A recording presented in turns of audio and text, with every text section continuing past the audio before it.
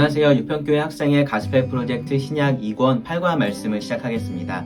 오늘은요, 마태복음 14장 13절부터 21절을 통해서요, 잘 알고 있는 그런 기적이죠. 오병이어의 기적에 대해서 함께 살펴보도록 하겠습니다.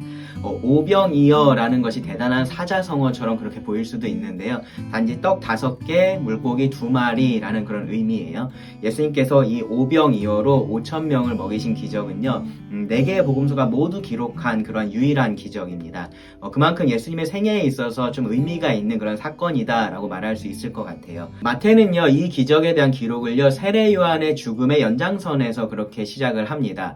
메시아이신 예수님의 길을 준비하기 위해서 먼저 왔었던 요한은 그 사명을 다 마치고 세상을 떠났습니다.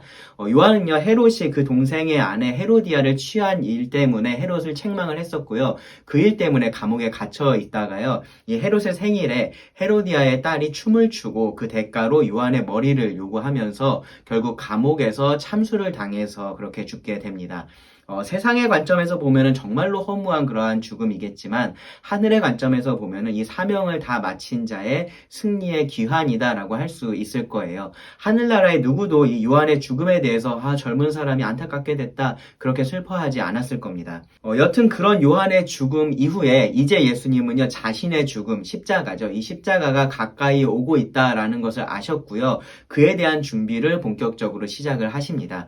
그 전환점에 있었던 사건이 바로 이 오병이어의 기적인 거예요. 오병이어의 기적은요, 그 스케일을 보면은 예수님께서 행하셨던 기적 중에 가장 크다라고 그렇게 할 수 있지만요, 예수님은 이제 이 많은 사람들을 상대하시기보다는 제자들을 훈련하시는데, 이 소수의 제자들을 훈련하시는데 더 집중하기 시작하시는 그러한 사건입니다. 마가와 누가복음을 보면요, 예수님은 이 요한의 죽음에 대한 소식을 듣기 전에 12제자를 이렇게 둘씩 보내시면서 병을 고치는 능력을 주시고 하나님 나라를 전파하게 그렇게 하셨었어요. 그런 훈련을 이미 시작을 하셨었습니다. 그리고 그들이 돌아왔을 때 그들에게 쉼을 주기 위해서 또 교제하기 위해서 한적한 곳으로 그렇게 떠나셨어요. 그런데 사람들은 그런 예수님과 제자들을 계속해서 따라왔습니다. 마태복음 14장 13절을 보시면 예수께서 들으시고 배를 타고 떠나사 따로 빈들에 가시니 무리가 듣고 여러 고을로부터 걸어서 따라간지라. 어쩌면 여러분도 이런 비슷한 경험을 한 적이 있을 거예요. 혼자 생각할 시간이나 쉼이 필요할 때, 혹은 내가 원하는 몇몇 사람하고만 이렇게 함께 하고 싶을 때가 있습니다. 다른 사람들이 꼭 싫어서 그런 건 아닌데, 지금은 좀 떨어져 있고 싶을 그런 때가 있는 거죠. 몸이 피곤해서 그럴 때도 있고요. 마음이 지쳐서 그럴 때도 있습니다. 아무리 MBTI의 E형이라고 해도 항상 밖에서 다른 사람하고만 있을 수는 없잖아요. 회복할 시간이 그렇게 필요합니다. 그런데 그렇게 원하는 대로 되지 않을 때가 있어요. 그럴 때 그 사람들이 좀 원망스럽기도 하고 또 짜증이 이렇게 올라오기도 하죠. 예수님의 상황이 딱 그랬습니다. 예수님은 정말로 바쁘고 힘든 그런 삶을 사셨어요. 오늘 본문에서 볼 수 있는 것처럼 정말로 많은 사람들이 항상 예수님을 그렇게 찾아왔기 때문이에요. 때로는 식사할 겨를도 없었다라고 성경이 말을 하고요. 제대로 잠을 주무실 수도 없었습니다. 영업시간 그런 게 따로 없었죠. 지금은 상담시간이 아니니까 나중에 오세요. 그렇게 할 수도 없었습니다. 사람들이 정말로 수단과 방법을 가리지 않고 예수님에게 계속해서 나왔습니다. 예수님이 지나가실 때 옷자락이라도 그렇게 만지려고 했었고요. 다른 사람들이 좀 조용히 하라고 꾸짖을 정도로 큰 소리를 내면서 예수님의 도우심을 구했던 그런 맹인도 있었습니다. 사람들이 너무 많아서 가까이 갈 수 없으니까 지붕을 뚫고 병자를 예수님 앞에 내렸던 그런 사람들도 있었죠. 이런 성경의 기록들을 보면요, 실제로 예수님은 더 분주한 삶을 사셨을 거다라고 우리가 짐작할 수 있습니다. 사람들이 정말로 절박하게 예수님을 찾아다녔기 때문입니다. 아무리 착한 사람, 아무리 성격 좋은 사람이라도요, 사실 버텨내기 힘든 그런 상황인 거죠. 그런데 예수님은 그런 상황 속에서 짜증내거나 그런 사람들을 원망하지 않으셨습니다. 14절을 보시면 예수께서 나오사 큰 무리를 보시고 불쌍히 여기사 그 중에 있는 병자를 고쳐주시니라. 예수님은 그들을 불쌍히 여기셨습니다. 마가는요, 큰 무리를 보시고 그 목자 없는 양 같음으로 인하여 불쌍히 여기셨다라고 그렇게 기록을 했어요. 여기 불쌍히 여기다라는 이 단어는요, 문자적으로는 이 내장이 흔들린다 그런 의미예요. 내장이 떨린다 그런 의미입니다. 우리말에 애타다, 애끓다 그런 표현이 있죠. 유사한 표현입니다. 우리말에 이 애가 창자를 의미를 하잖아요. 어떤 상황에 대한 어떤 답답함, 안타까움을 표현할 때 그렇게 우리가 애탄다라는 표현을 사용을 하는데요. 이 마음속 깊은 곳에서 솟아나는 그런 진실된 감정이라고 말을 할 수 있습니다. 예수님은요, 단지 사람들이 목자 없는 양 같음을 이렇게 논리적으로, 이성적으로만 이해를 하셨던 것이 아닌 거예요. 목자 없는 양은요, 뭐 늑대나 다른 육식동물들의 표적이 되기도 쉽고요. 또 스스로 길을 찾지 못해서 위험에 빠지기도 쉽습니다. 예수님께 나아온 사람들은요, 그렇게 영혼의 목자가 없는 상태로 방황을 하면서 스스로 그것조차도 모르고 있는 그러한 삶을 살아간다라는 것을 예수님께서는 이성적으로 알고 계셨습니다. 그런데 그렇게 이성적으로 이해를 한다고 해서 모든 사람이 다 그들을 불쌍하게 여겼던 것은 아니에요. 예수님 시대의 종교 지도자들은요, 그런 사람들을 이용해 서 자기들의 배를 불리기에 급급했습니다. 그들은 목자가 아니라 도둑이었고요. 늑대였기 때문인 거죠.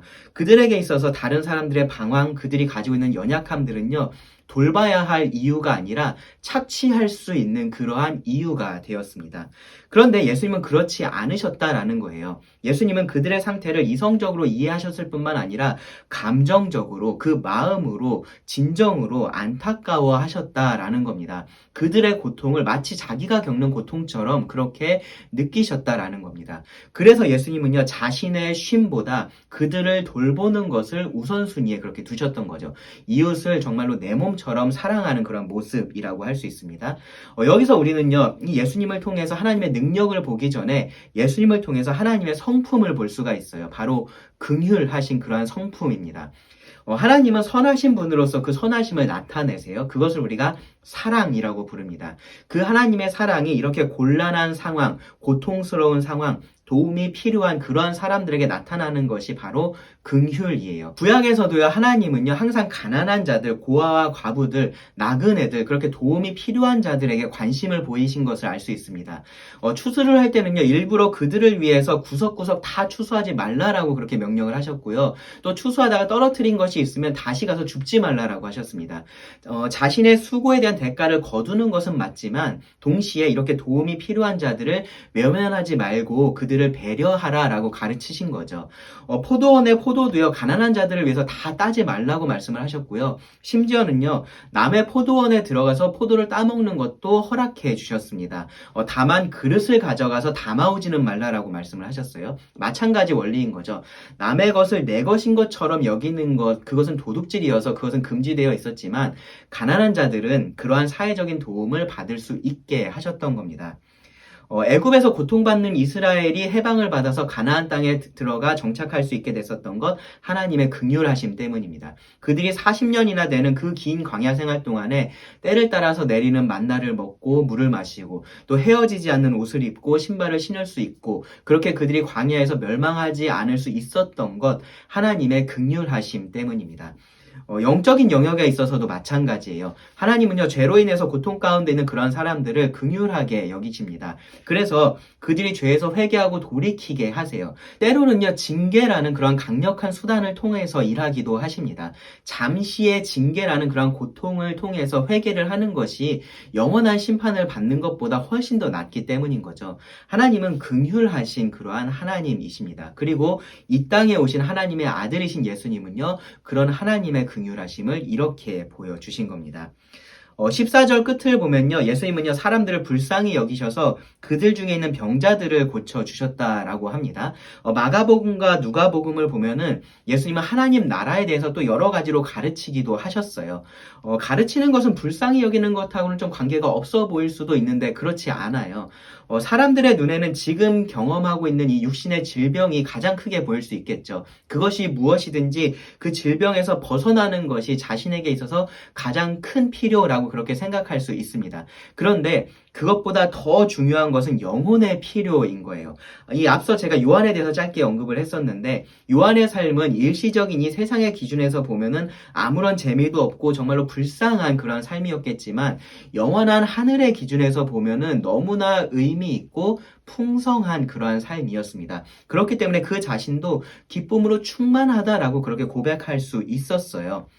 예수님을 찾아왔던 사람들은요, 당장은 이 질병에서 벗어난 것으로 인해서 크게 기뻐할 수 있었겠지만, 그것도 사실은 잠시뿐이었을 겁니다. 마치 부모들이요, 아이를 낳으면은, 얘가 딴 거 다 필요 없고 건강하기만 하면 좋겠다, 라고 그렇게 말을 하는데, 막상 아이가 건강하게 잘 자라면은, 공부 좀 잘했으면 좋겠다, 뭐 성격이 좀 이랬으면 좋겠다, 그렇게 하면서요, 다른 바람들이 생기고, 또 그것 때문에 기뻐하지 못하고 만족하지 못하는 것하고 비슷해요.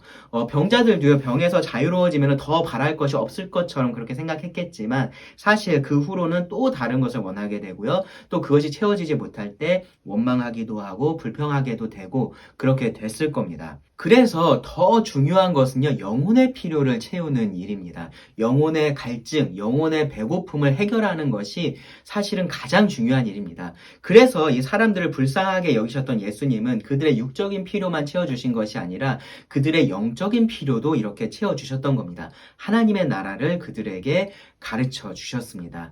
진정한 치유를 경험할 수 있게 해 주신 거죠. 예수님은요, 자신의 휴식보다 이들의 영적인 안식을 더 먼저 생각하는 그러한 하나님의 긍휼을 보여주셨던 겁니다. 그렇게 분주한 시간이 흘렀습니다. 그리고 이제 저녁이 됐어요. 15절을 보시면은 저녁이 되매 제자들이 나와 이르되 이곳은 빈들이요 때도 이미 저물었으니 무리를 보내어 마을에 들어가 먹을 것을 사 먹게 하소서. 제자들도 많이 지쳤겠죠. 어쩌면 제자들은요, 상황이 이렇게 된 것을 반겼을지도 몰라요. 저녁 식사는 해야 되고 이곳은 빈들이어서 먹을 것이 없으니까 이제는 사람들을 다 보내고 우리끼리 좀 편하게 있을 수 있겠다, 그런 생각을 했을지도 모릅니다. 아니면 순수하게 정말로 사람들을 생각해서 그들을 마을로 보내서 먹을 것을 먹게 하면 좋겠다라고 그렇게 생각했을지도 몰라요. 어느 쪽이든지 이제는 사람들을 보내야 되는 상황이 됐다라고 제자들은 판단을 한 겁니다. 그런데 예수님이 그들에게 아주 뜻밖의 말씀을 하셨습니다. 16절 보시면 예수께서 이르시되 갈 것 없다, 너희가 먹을 것을 주라. 예수님 입장에서도 사람들을 보내는 것이 더 편했겠지만 예수님은 아직 그들에게 보여주실 긍휼이 남아 있었습니다. 그리고 그들에게 가르칠 영적인 교훈도 아직 남아 있었습니다. 그래서 예수님은 제자들에게 너희가 먹을 것을 주라라고 명령을 하신 겁니다. 당연히 제자들은 당황했겠죠. 그렇죠? 그래서 당황한 가운데 예수님에게 이렇게 대답했습니다. 17절 보시면 제자들이 이르되 여기 우리에게 있는 것은 떡 5개와 물고기 2마리 뿐이니이다. 먹을 것을 주라니요, 우리에게 있는 것은 떡 5개하고 물고기 2마리 뿐입니다. 요한복음에 따르면 이것조차도 그곳에 함께 있던 아이가 가지고 있었던 것이었어요. 마가는요, 제자들이 그 전에 우리가 가서 200데나리온의 떡을 사다 먹이리까? 라고 예수님에게 반문했던 것도 기록을 했습니다. 요한복음에서는요, 빌립이 각 사람으로 조금씩 받게 할지라도 200데나리온의 떡이 부족하리이다 라고 말했다고 그렇게 기록이 되어 있습니다. 그러니까 각 사람이 최소한으로 먹는다라고 해도 200데나리온의 떡은 있어야 한다라고 제자들이 계산을 한 거죠. 한 데나리온이 노동자의 하루 임금에 해당이 되니까 200일에 해당되는 그러한 돈으로 살 수 있는 떡이 있어야 된다라고 말을 한 거예요. 하루에 10만 원을 번다라고 치면은 2천만 원어치의 떡은 있어야 된다라고 말을 한 겁니다. 당연히 그만한 떡도 없고요. 그런 떡을 살 수 있는 돈도 없습니다. 제자들은요, 너희가 먹을 것을 주라라고 말씀하신 예수님께 그것은 절대로 never 불가능합니다라고 답을 한 겁니다.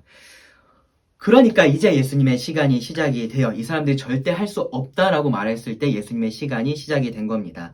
가나의 결혼식에서도 그랬었던 것처럼 예수님은요, 사람들이 가지고 있는 것을 통해서 그 능력을 보여주세요. 그래야만 해서가 아니라 그렇게 하기를 원하셨기 때문인 거죠. 마가복음 14장 18절부터 21절을 읽겠습니다. 이르시되 그것을 내게 가져오라 하시고 무리를 명하여 잔디 위에 앉히시고 떡 5개와 물고기 2마리를 가지사 하늘을 우러러 축사하시고 떡을 떼어 제자들에게 주시매 제자들이 무리에게 주니 다 배불리 먹고 남은 조각을 12바구니에 차게 거두었으며 먹은 사람은 여자와 어린이 외에 5,000명이나 되었더라. 여자와 어린이를 빼고 5,000명의 남자가 그 자리에 있었으니까요. 실제 인원은 최소한 15,000명 이상은 됐을 겁니다. 일반적으로 여자들이 이런 자리에 더 많이 있었을 것이다 라고 생각을 해보면, 또 그 여자들이 아이들을 데리고 왔을 것이다 라고 생각을 해보면 2만에서 2만 5,000명은 됐었을 것으로 우리가 추정할 수 있습니다. 그 많은 사람들이 조금씩 나눠 먹은 게 아니라 배불리 먹었습니다. 먹고도 남아서 그 남은 것들을 모아보니까 12바구니가 됐어요. 12 제자들이 하나씩 가져가면 되는 거죠. 예수님은 정확히 필요한 만큼의 이적을 베푸신 겁니다. 지난 가나의 결혼식에서처럼 이것은 창조의 능력이라고 할 수 있어요. 질량 보존의 법칙이 깨진 거죠. 그렇죠? 그 법칙을 만드신 창조주가 지금 개입했기 때문인 겁니다. 이 땅에 그동안 존재하지 않았던 떡과 물고기가 존재하게 된 겁니다. 물이 포도주로 변한 것이 정확히 언제인지 알 수 없었던 것처럼 떡과 물고기도 언제 그렇게 창조되었는지를 우리가 알 수는 없어요. 정황상 예수님께서 이렇게 떼어주실 때마다 더 생겨났겠다라고 추측은 해볼 수 있을 것 같습니다. 정말로 놀랍고 아름다운 그러한 장면이에요. 예수님은 굳이 사람들을 100명이나 50명씩 이렇게 모여 앉게 하셨고요. 제자들에게 서빙을 하게 하셨습니다. 먹는 사람들도 놀랐을 거고요. 서빙을 하던 제자들도 똑같이 놀랐을 겁니다. 음식들이 예수님의 손에서 계속해서 그들에게 전달되는 것을 보면서도 믿기가 어려웠을 겁니다. 천지를 창조하신 예수님은요, 그 자리에 있는 사람들을 위해서 떡과 물고기를 창조해 주셨습니다. 그들의 육신의 필요를 채워주시면서 그들에게 자신이 긍휼의 하나님이시며 능력의 하나님이시다라는 것을 나타내신 겁니다. 오늘 말씀을 통해서요, 우리는요, 지난 시간에 이어서 능력의 하나님을 보게 됐습니다. 또 긍휼하신 하나님도 만나보게 됐었죠. 예수님은요, 다른 기적들도 충분히 행하실 수 있으셨습니다. 사람들이 보는 앞에서 하늘을 날아다니실 수도 있으셨을 거고요. 순간이동 같은 것도 보여주실 수 있으셨을 거고, 분신술 같은 것도 가능했을 겁니다. 그런데 예수님은 그런 의미 없는 쇼를 보여주시는데 능력을 사용하지 않으셨어요. 사람들을 긍휼히 여기시고 사랑하시는데 그 능력을 사용하셨습니다. 왜냐하면 그것이 하나님의 모습이기 때문입니다. 그런데도요, 사람들은 여전히 보여지는 것에 관심이 있었어요. 요한복음에서는요, 이 이야기의 마무리가 이렇게 기록이 되어 있습니다. 요한복음 6장 14절 15절을 보시면 그 사람들이 예수께서 행하신 이 표적을 보고 말하되 이는 참으로 세상에 오실 그 선지자라 하더라. 그러므로 예수께서 그들이 와서 자기를 억지로 붙들어 임금으로 삼으려는 줄 아시고 다시 혼자 산으로 떠나 가시니라. 여기서 사람들은요, 예수님이 예언된 그 선지자 메시아라고 말을 하면서 예수님을 그들의 왕으로 삼으려고 했습니다. 하나님의 나라를 선포하셨던 예수님, 또 그 나라의 왕이신 예수님의 사명이 이렇게 성취가 되는 걸까요? 그렇지 않아요. 예수님은 그들을 피하셨습니다. 그들이 원하는 왕은 예수님이 되고자 하는 왕하고 달랐기 때문이에요. 피하셨던 예수님을 사람들이 다시 찾아왔고요. 그들에게 예수님이 이렇게 말씀하셨습니다. 요한복음 6장 25절 26절을 보시면 바다 건너편에서 만나 랍비여 언제 여기 오셨나이까 하니 예수께서 대답하여 이르시되 내가 진실로 진실로 너희에게 이르노니 너희가 나를 찾는 것은 표적을 본 까닭이 아니요 떡을 먹고 배부른 까닭이로다. 즉 이들은요, 표적을 통해서 예수님이 정말 하나님이시고 그들 영혼의 구원자이심을 믿게 되었던 것이 아니라 단지 떡을 먹고 배가 불렀기 때문에 예수님이 그들의 왕이 되기를 원했다라는 거예요. 그들의 가장 중요한 필요인 영적인 필요에는 그들이 관심이 없었습니다. 따라서 그 필요를 채워주실 예수님께도 관심이 없었어요. 그들이 관심이 있었던 예수님은 그들에게 떡을 줄 수 있는, 그들을 배부르게 해줄 수 있는 그러한 예수님이셨던 겁니다. 예수님은 그런 사람이 되기를 원하지 않으셨습니다. 그런 왕이 되기를 원하지 않으셨습니다. 예수님은요, 그들을 구원할 하늘에서 오신 떡이지 배만 부르게 해주는 그런 떡 자판기가 아니셨기 때문입니다. 여러분들에게 예수님은 어떤 분이신가요? 여러분들에게 교회는 어떤 의미인가요? 그냥 어려서부터 교회에 다녔고 교회에 가면 좋은 친구들이 있어서 교회에 온다면요, 여러분요, 지금 이 이야기 속에 나오는 많은 사람들과 같습니다. 군중들과 같습니다. 힘들고 어려울 때 예수님께 기도하면은 잘은 모르겠지만 좀 위안이 되는 것 같고 그래서 예수님을 믿는다라고 생각하는 것도 사실 마찬가지예요. 물론 예수님은 우리에게 위로가 되는 분이시고요. 교회에 오면 좋은 사람들 만날 수 있습니다. 하지만 그것이 여러분이 예수님을 믿고 교회에 다니는 그런 결정적인 이유가 돼서는 안 된다라는 거예요. 여러분의 영혼을 구원하기 위해서 스스로 목숨을 버리셨던 그 긍휼하신 예수님을 여러분의 왕으로 모셔야 되는 겁니다. 그것이 가장 중요하다라는 것을 여러분 잊지 마시기 바랍니다. 그리고 이미 예수님을 왕으로 모신 여러분들은요, 예수님께서 오늘 보여주신 이 긍휼의 본을 기억을 하시고요, 그 예수님을 본받으실 수 있기를 바랍니다. 예수님은요, 사람들을 사랑하시고 긍휼히 여기시는데 그 능력을 사용하셨어요. 여러분도 그렇게 하실 수 있기를 바랍니다. 여러분이 가진 것을요, 여러분 자신을 위해서만 사용을 하는 것이 아니라 도움이 필요한 사람들을 위해서 긍휼한 마음으로 사랑하는데 그렇게 사용하실 수 있기를 바랍니다. 단순히 어떤 육적인 도움만 주는 것이 아니라 정말로 영적인 도움을 주기 위해서 그 능력들을, 여러분의 재능들을, 여러분의 가진 것들을 사용하실 수 있기를 바랍니다. 그것이 무엇이 됐든지 그렇게 하실 수 있기를 바랍니다. 그것이 정말로 예수님을 왕으로 삼은 자들의 삶이다라는 것을 여러분 꼭 기억하시고 그렇게 살아가실 수 있기를 기도합니다. 그럼 기도하고 오늘 말씀 마치겠습니다. 하나님, 오늘 말씀을 통해서 하나님의 능력뿐 아니라 긍휼하심을 보게 됩니다. 우리가 그 하나님을 더 알게 하시고 닮아가게 하여 주시기를 구합니다. 이 예수님을 통해서 보여주신 그 하나님의 모습이 또한 우리들을 통해서 이 세상 가운데 나타날 수 있게 하여 주시기를 간절히 구합니다.